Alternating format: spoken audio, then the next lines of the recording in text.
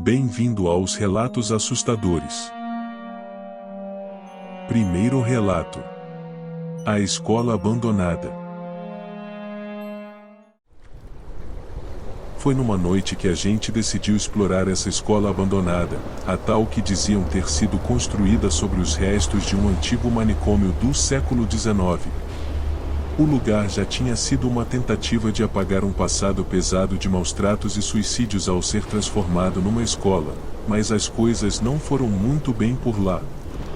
Enquanto caminhávamos pelos corredores meio desmoronados, dava para sentir um clima estranho, como se as paredes carregassem histórias terríveis. As cenas de cadeiras corroídas pelo tempo amontoadas no fundo das salas, e o clima de abandono pintava tudo com um tom de desespero. As histórias que circulavam sobre aparições de fantasmas, coisas caindo do nada e alunos marcados por machucados e queimaduras davam um ar de filme de terror à escola. A ideia de transformar o lugar em um ambiente educacional tinha falhado feio. Enquanto fuçávamos nas salas, a escuridão parecia ter vida própria. À medida que percorríamos os corredores e salas, um clima pesado de terror nos envolvia. Alguns dos mais sensíveis no grupo juravam ouvir vozes sussurrantes e ver sombras se movendo. Eu, particularmente, não presenciei nada. Entretanto, quando entramos na sala dos professores, as coisas começaram a ficar realmente sinistras. Dizia-se que aquela sala tinha sido a sala de tratamento de choque do antigo manicômio, a mais cruel de todas. Meu amigo estava lá, parado, encarando as paredes descascadas. Quando ele estendeu a mão para tocar em um antigo cartaz, algo inesperado aconteceu. Uma espécie de choque percorreu a ponta dos seus dedos, seguido por uma dor aguda que irradiou por seu braço. Era uma queimadura, algo que nos deixou perplexos. Como poderia isso acontecer? Não havia fogo por perto, nenhum lugar de onde pudesse ter vindo esse tipo de queimadura. Os boatos sobre a sala eram verdadeiros? Estávamos testemunhando as sequelas sombrias do passado, como se o lugar guardasse cicatrizes que se recusavam a desaparecer. O mistério daquela sala de tratamento de choque cruel nos deixou desconcertados. O medo se instalou no grupo quando a antiga prateleira de madeira na sala se soltou da parede e veio abaixo com um estrondo ensurdecedor. Aquele barulho nos deixou atordoados, e a decisão de sair dali o mais rápido possível foi unânime. Enquanto atravessávamos os corredores escuros em direção à saída, uma sensação angustiante me fez acreditar que olhos me observavam, e outros do grupo continuavam relatando a audição de vozes em suas mentes. Mesmo sem ter visto nenhuma criatura, mesmo que tentassem convencer de que era apenas o efeito assustador do ambiente, uma lembrança terrível desse local ficou marcada em mim. Saímos da escola sem maiores incidentes, mas ao chegar no hotel, quando tirei minha blusa para tomar um banho e relaxar após aquela experiência, levei um susto. Havia um enorme hematoma nas minhas costas, com a forma de uma mão. Não era uma mão humana. E o mais intrigante é que eu não senti absolutamente nada quando isso aconteceu.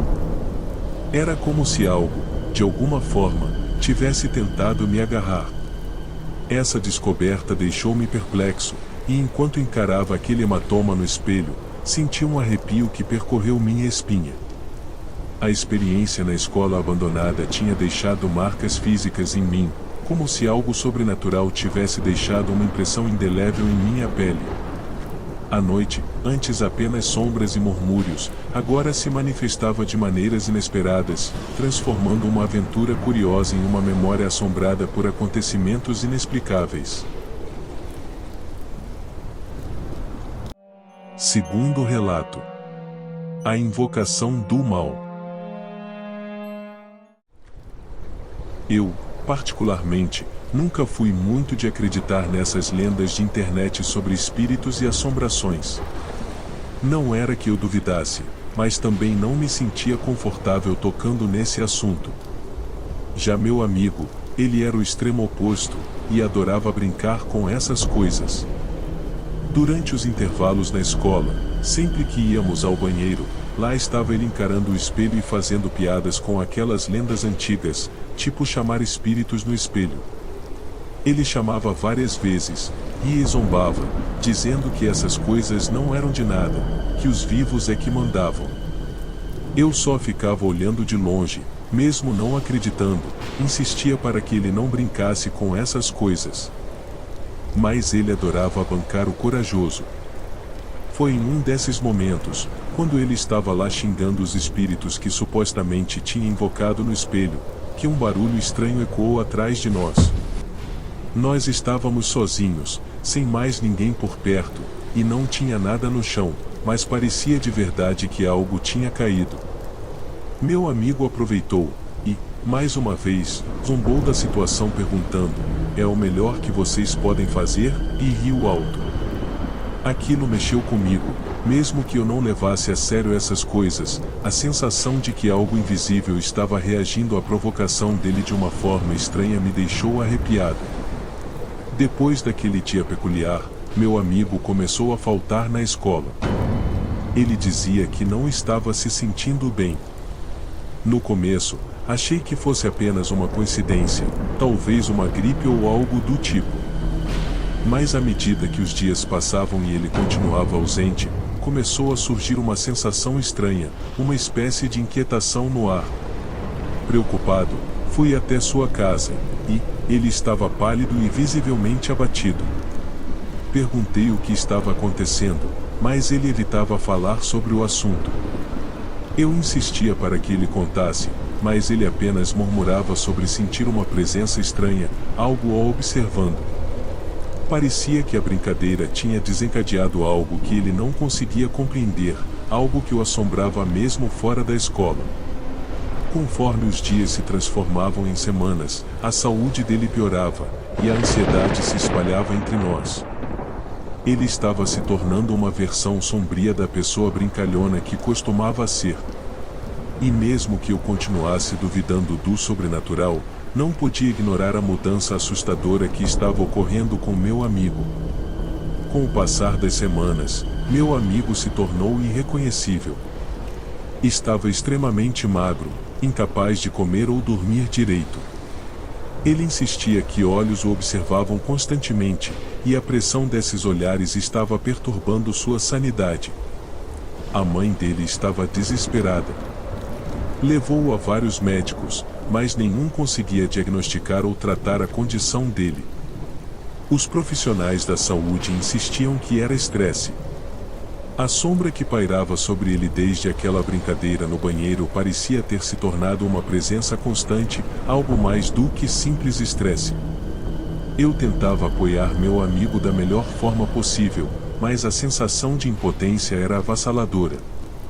Foi então que, depois de muita insistência, um tio do meu amigo convenceu a mãe dele a buscar a ajuda de uma antiga benzedeira que ele conhecia. A decisão, marcada pela desesperança diante da falta de respostas dos médicos convencionais, os levou a um território desconhecido e cheio de mistério. A benzedeira, uma senhora idosa com olhos sábios e mãos que transmitiam uma energia peculiar, examinou meu amigo com uma seriedade que contrastava com a abordagem científica dos médicos. Ela sussurrava palavras desconhecidas, fazia gestos que ninguém compreendia. Meu amigo, desesperado, compartilhou com a benzedeira as visões perturbadoras que tinha, os olhos que o atormentavam e a brincadeira irresponsável que desencadeou tudo. A benzedeira ouviu atentamente, e sua expressão tornou-se grave. Ela afirmou que se tratava de algo muito sério, mencionando a presença de 3 almas opressoras que pairavam sobre ele. Com a confiança de quem conhecia o sobrenatural, a benzedeira ofereceu sua ajuda, prometendo realizar rezas constantes durante 7 dias pela libertação da alma do meu amigo. A promessa de alívio da opressão espectral trouxe uma centelha de esperança.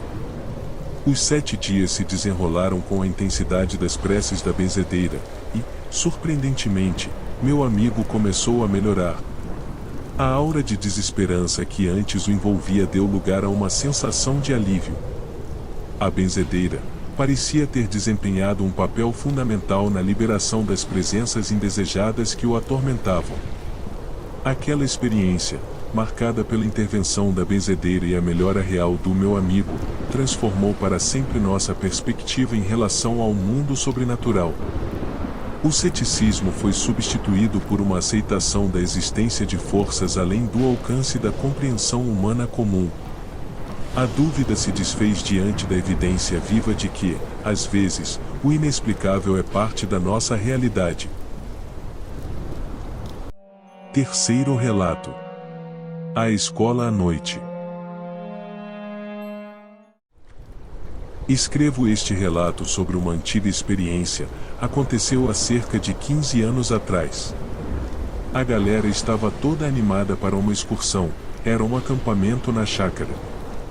O combinado era todos se encontrarem no colégio às 11 horas da noite, e a van do colégio iria sair às 12 horas da noite. Era meia-noite, e, como sempre, tinham pessoas atrasadas.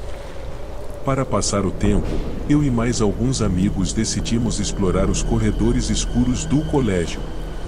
Embora andássemos todos os dias por aqueles corredores, o lugar era completamente diferente sem as luzes. Era realmente assustador. Mas, encontramos todas as portas trancadas, menos a do laboratório. A curiosidade bateu, e resolvemos dar uma olhada lá dentro. Com as luzes das lanternas dos celulares, iluminamos prateleiras cheias de potes empoeirados e instrumentos de ciência antigos. Acho que meu amigo tropeçou em algo e bateu no velho armário no fundo da sala. Um esqueleto falso de algo caiu com um estrondo no chão. Levamos um susto com aquele barulho, mas rimos aliviados, pensando que era só um susto bobo.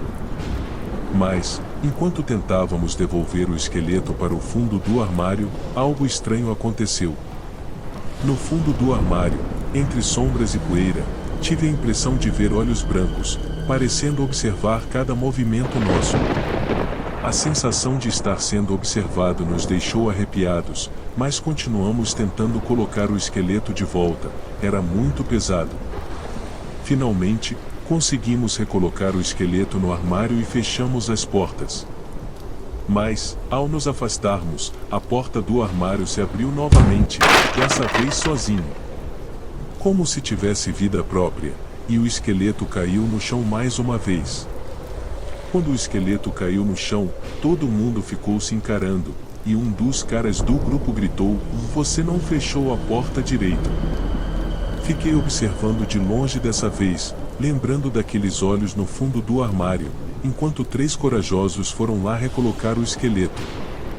Um deles até comentou: "Será que o zelador ouviu o barulho? A gente precisa dar o fora daqui." Finalmente, o esqueleto foi colocado de volta, e dessa vez trancaram a porta com a chave que estava pendurada. Só que aí rolou uma batida no ar, e de repente, as portas começaram a bater, como se alguma coisa quisesse sair do armário. Saímos correndo da sala, morrendo de medo. E quando abrimos a porta, um dos caras trombou com algo. Gritamos de susto. Mas era o zelador. Ele perguntou meio bravo o que a gente estava fazendo ali. Contamos toda a história do esqueleto e do armário, e o zelador só riu, falando que a gente era muito medroso. No entanto, ele, preocupado com possíveis estragos, foi dar uma olhada na sala. Mas tudo estava normal, como se nada tivesse acontecido. O esqueleto estava lá, inteirinho dentro do armário.